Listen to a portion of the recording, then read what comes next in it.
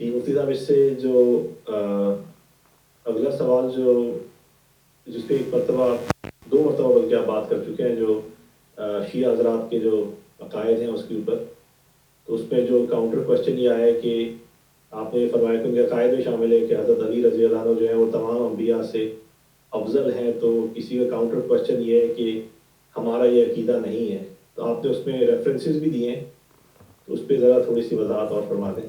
پھر تو بھیا ہم کہیں گے بہت اچھا ہے، آپ کا عقیدہ یہ نہیں ہے، پھر آپ شیعہ نہیں ہیں نا، تو اچھا ہے، کیونکہ شیعہ کے علاوہ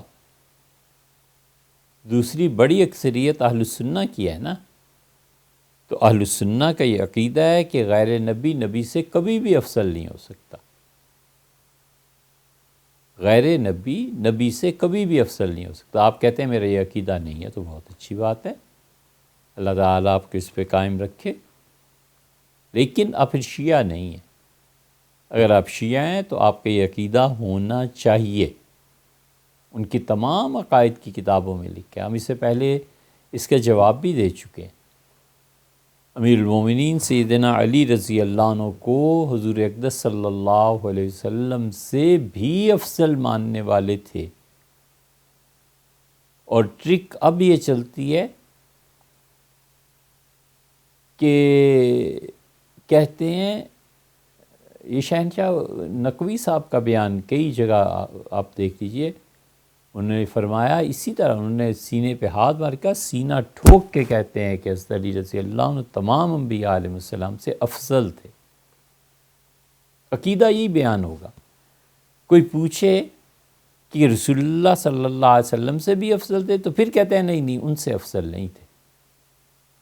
بھئی جو تم پہلے کہہ رہے تھے فقرہ عقیدے کا قطعی، تو اس میں کیوں نہیں کہتے کہ ہمارا عقیدہ یہ ہے کہ حضرت رسالت مآب صلی اللہ علیہ وسلم کے علاوہ جتنے بھی نبی اس دنیا میں آئے، خواہ وہ آدم، موسیٰ اور عیسیٰ اور ابراہیم علیہ السلام کوئی بھی ہو، سیدنا علی رضی اللہ عنہ ان سے بہتر، برتر اور افضل۔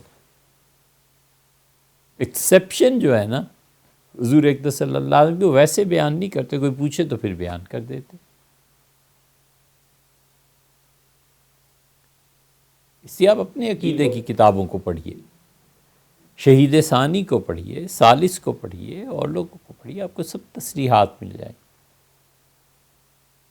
ہمارے اساتذہ میں جو اہل تشیع سے تعلق رکھتے تھے، انہوں نے جب عقیدہ اور یہ چیزیں پڑھائی تھی تو انہوں نے بھی یہی بتایا تھا۔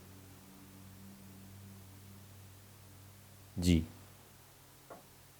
جی مفتی صاحب، اس میں ایک کامنٹ جو ہے ایک صاحب کا یہ آیا کہ اس کی وجہ یہ ہے، جس کی وجہ جو اس کی بیک گراؤنڈ یہ ہے کہ حضرت علی رضی اللہ عنہ جو ہے ان کا تعلق جو ہے وہ حضور صلی اللہ علیہ وسلم کے ساتھ ان کا کزن ہونے کا، پھر ان کا داماد ہونے کا، جو اس نسبت کی وجہ سے وہ ان کو اور ان کے بعد کی اولاد کو جو ہے وہ یہ افضلیت دیتے ہیں۔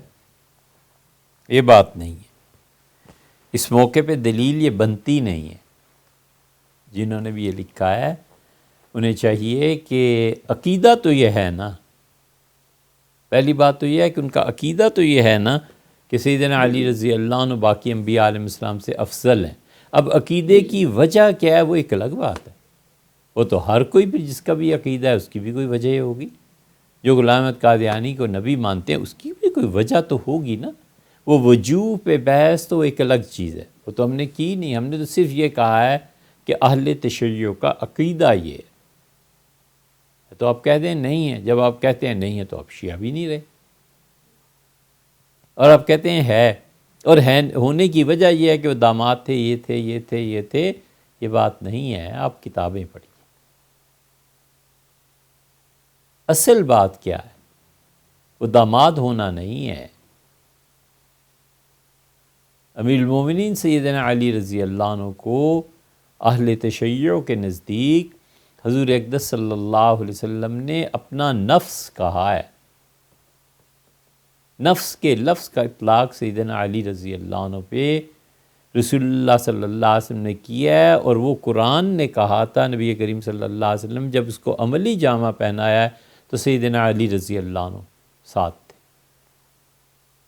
تو وہ کہتے ہیں سیدنا علی رضی اللہ عنہ حضور اقدس صلی اللہ علیہ وسلم کا نفس تھے۔ تو نفس محمد، نفس نبی باقی نبیوں سے افضل کیوں نہیں ہوگا علیہ الصلاۃ والسلام؟ یہ بڑی علمی بحث ہے، امام رازی نے بھی لکھی ہے اور لوگوں نے بھی لکھی ہے، اس کو پڑھیے آپ، داماد ہونے کی بات نہیں ہے۔ افسوس ہے کہ آپ کو عقیدہ بھی نہیں معلوم اور اس کے دلائل بھی نہیں معلوم، اس کے باوجود آپ اپنے آپ کو شیعہ کہتے ہیں، یہ نہ کہیے۔ اہل تشیع میں اگر آنا ہے تو اس عقیدے کو بھی رکھیے اور دلائل بھی پڑھیے۔